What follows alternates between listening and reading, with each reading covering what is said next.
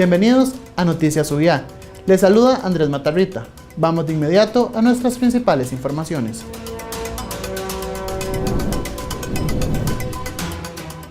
Proyecto de ley busca ampliar el patrimonio familiar.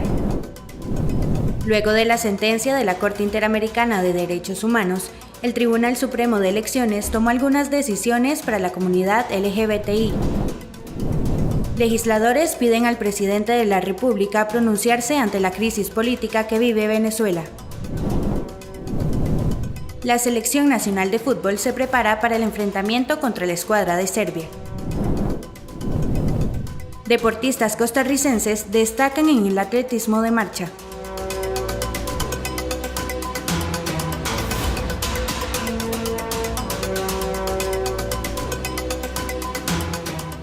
Un proyecto de ley busca ampliar el patrimonio familiar de las personas una vez que éstas cumplan la mayoría de edad. Para variar, la Ley 5476 del Código de Familia. El proyecto de ley 20.416 pretende ampliar la protección del patrimonio familiar. Pero, ¿qué pretende proteger este régimen propuesto en el primer debate? Viene a proteger el patrimonio de la familia en el sentido de que no permite que deudas que adquiera una o algunos de los miembros que son dueños registrales puedan embargar esa propiedad. De esa manera aseguramos que personas menores de edad o adultos mayores o personas que están ya en mayoría de edad pero que todavía dependen del núcleo familiar puedan asegurarse así continuar viviendo en su casa. Se sabe que una causa del régimen de protección familiar es cuando un hijo alcanza la mayoría de edad y deja de depender de sus padres. Pero con esta ley, ¿cuál sería la causa más directa? Es evitar lo que ha venido sucediendo en los últimos años, donde cada vez vemos con mayor frecuencia cómo las familias pierden sus viviendas, pierden sus propiedades y quedan en la calle prácticamente, ¿verdad? Y de esa manera el Estado entonces tiene que hacerse cargo de estas familias para ayudarles o a proveerles algún techo o algún terreno donde puedan ubicarse. ¿Afecta o beneficia esta ley a las personas menores de edad? No, las beneficia porque les asegura entonces el tener un techo a lo largo de su vida hasta llegar a la mayoría de edad.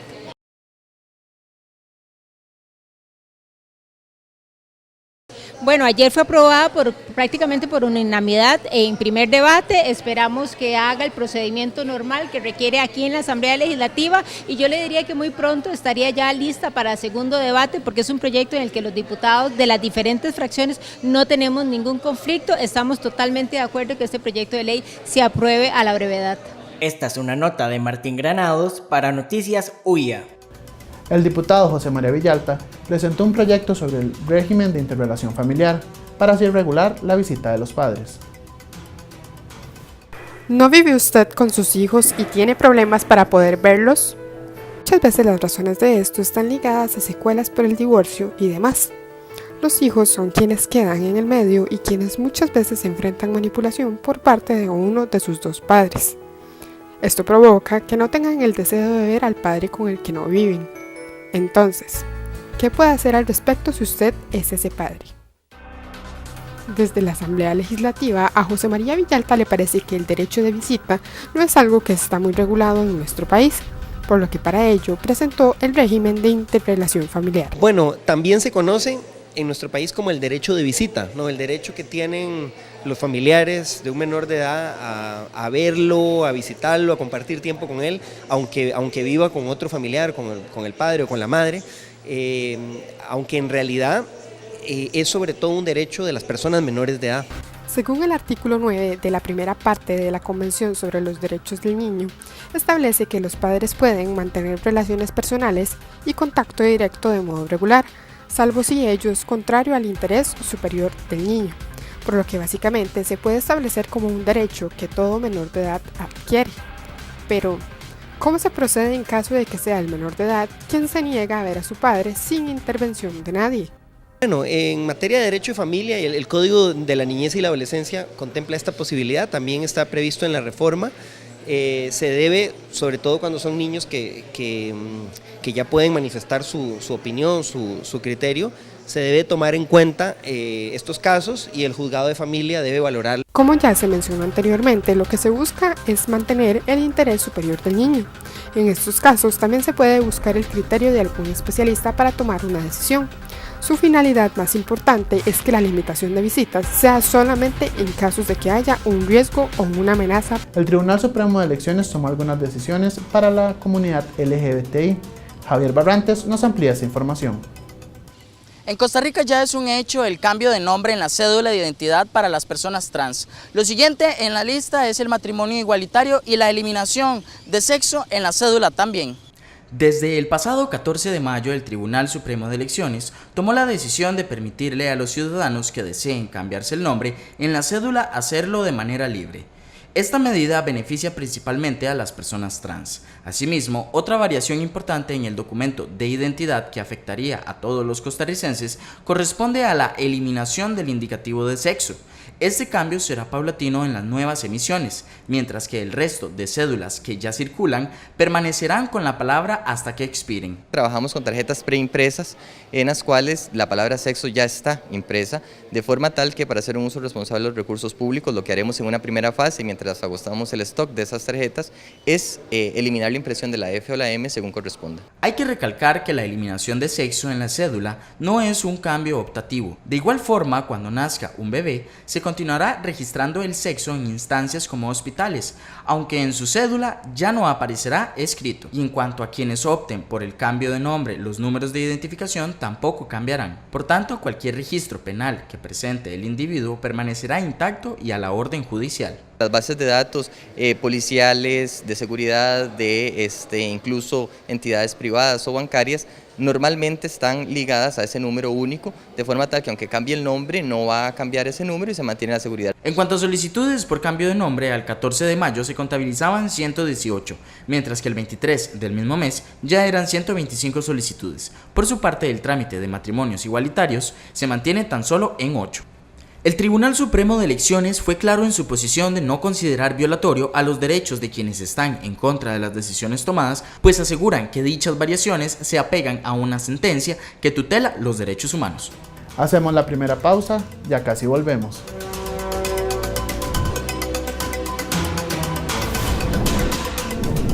Diputados piden al presidente dar su posición ante situación que vive Venezuela.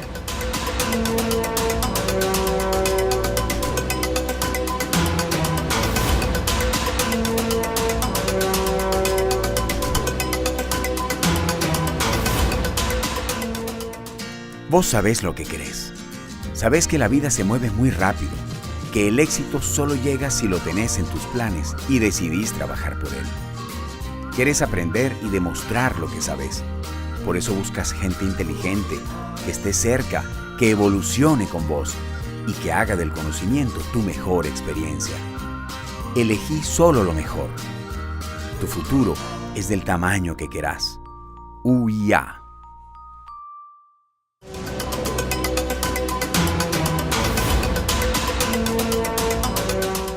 Como escuchaba antes de la pausa, legisladores instan al presidente de la República, Carlos Alvarado, a que se pronuncie sobre la crisis política que vive Venezuela.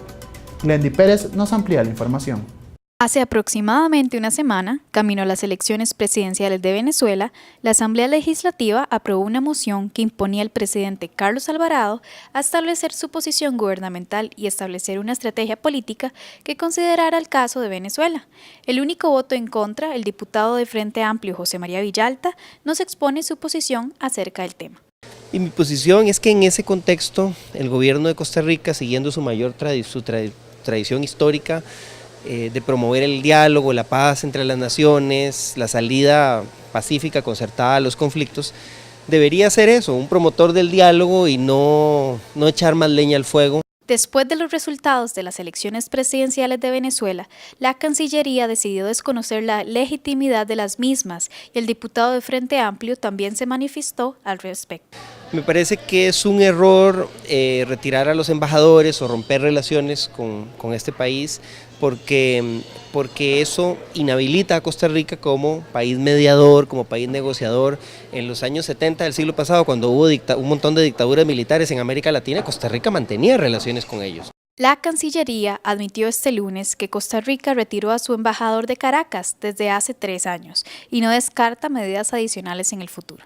Esta fue una nota de Glendy Pérez para Noticias UIA. Empresas transnacionales llegan a Costa Rica para quedarse. Sin embargo, otras lo abandonan en busca de mejores precios. Pero, ¿qué opina el Ministerio de Relaciones Exteriores al respecto? La incertidumbre inició en el 2015 y se propagó en el 2016 con el cierre de al menos 22 empresas transnacionales que tenían sedes operativas en Costa Rica. Cientos de trabajadores fueron despedidos del sector industrial, comercial y de servicios.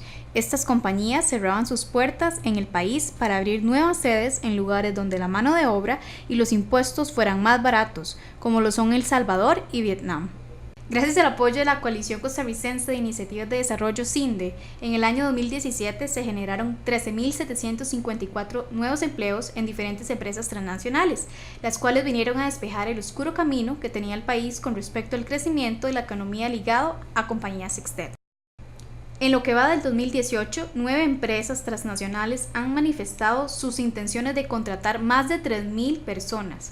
Aunque ha tenido sus altibajos, Costa Rica ha logrado sacar la tarea y ha seguido atrayendo empresas multinacionales de renombre al país. Y esto demanda que se mejoren las condiciones de competitividad con los países que se disputan la inversión extranjera como herramienta de desarrollo.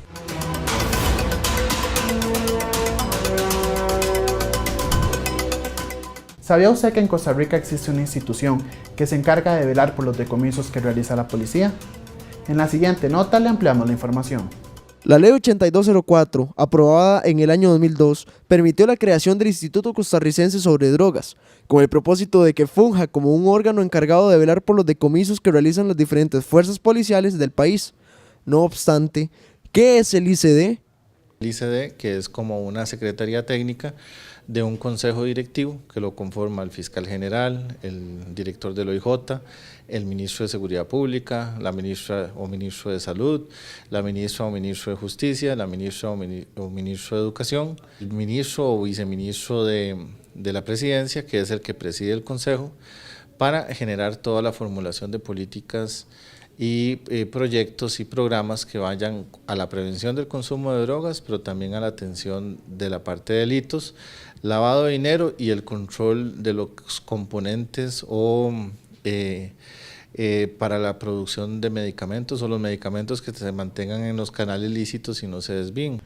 El ICD tiene como principal función la elaboración de proyectos de prevención. Sin embargo, también se encarga de intervenir en las estrategias contra el tráfico ilícito de drogas, legitimación de capitales y el financiamiento del terrorismo.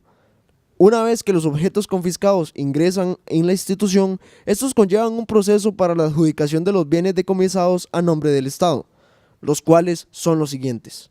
Hay dos etapas, tanto se decomisan los bienes como los dineros. Y pasan a dos estados, si se puede llamar así. El estado de decomiso, que es cuando todavía depende de una sentencia judicial, y la sentencia es cuando ya se acabó el proceso penal, en donde el juez de la República adjudica los bienes al Estado a través del ICD. Ya ahí esos bienes o esos dineros pasan al estado de comiso, que es ya cuando podemos disponer para financiar lo que son programas de prevención, el fortalecimiento de los cuerpos policiales y la misma administración de los bienes. Esta es una nota de Andrés Parra para Noticias UIA. Hacemos la segunda pausa, ya casi volvemos.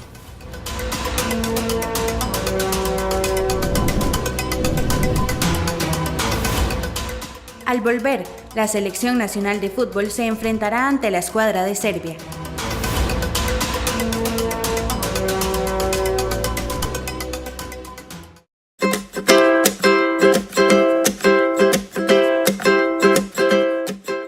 TripAdvisor es uno de los sitios web más grandes de todo el mundo, utilizados como punto de referencia para viajar.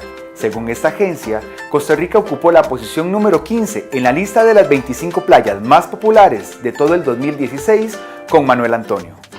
Respecto a las 10 mejores playas de América Central, en el año pasado, esta agencia destacó 5 de Costa Rica, entre ellas Nosara, Santa Teresa, Avellana, Manuel Antonio y Hermosa. TripAdvisor además nominó a La Fortuna de San Carlos, Santa Teresa y Tamarindo entre las primeras posiciones de los destinos más populares de América Central del 2016. Para este 2017, Si usted no ha visitado aún estos lugares, ya tiene una buena recomendación para darse un tour y así conocer más del país más verde del mundo. Continúa con nosotros y seguinos a través de nuestras redes sociales. Y recordá que vos y yo estamos a tan solo un clic.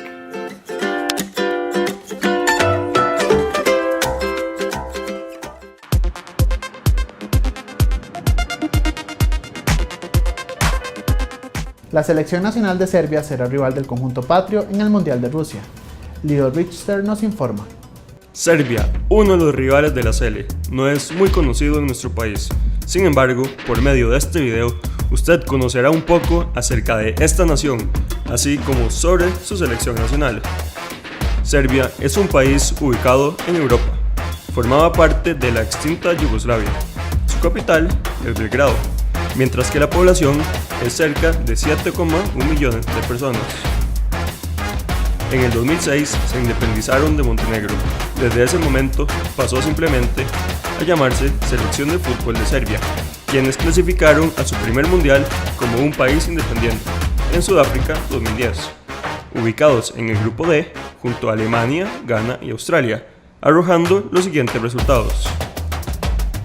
El primer partido del mundial lo disputaron ante Ghana, un 13 de junio en la ciudad de Pretoria, con un resultado negativo, 1-0 a favor de los africanos.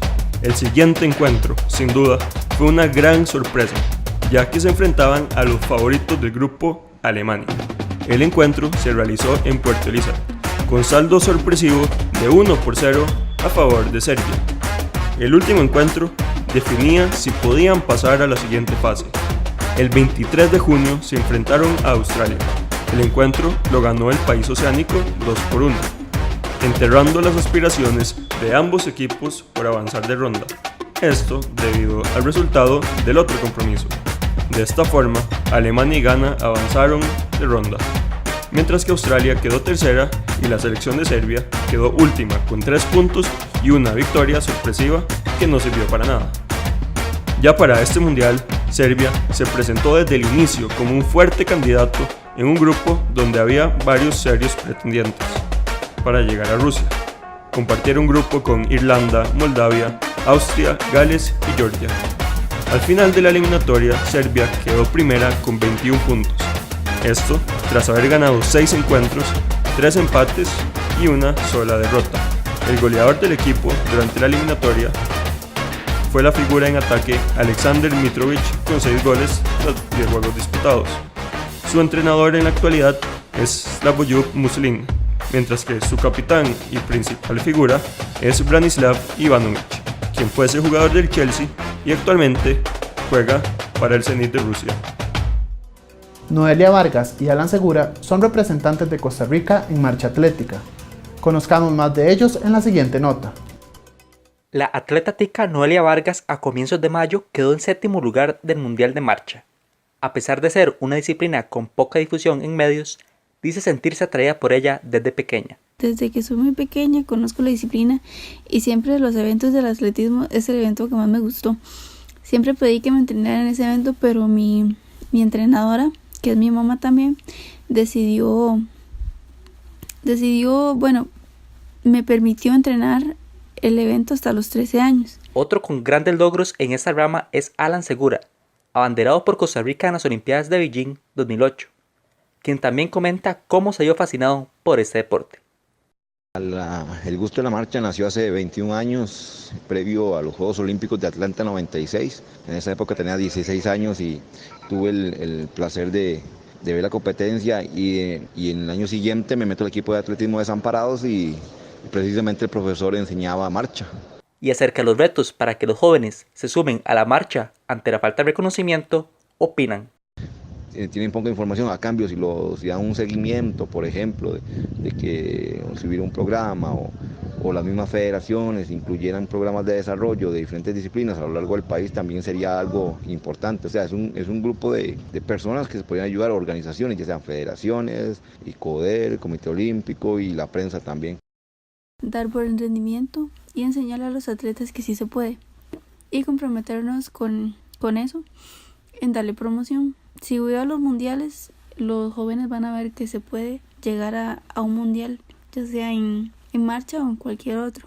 Vargas agrega que, de momento, Doni Katika clasificada al Mundial Junior en Finlandia, lo que considera es una muestra de que existe talento, pero suele ser información que pasa desapercibida por el pueblo nacional. Esta fue una información de Ronnie Gudiño para Noticias UIA. Con eso nos vamos, los esperamos la siguiente semana en una edición más de Noticias UIA.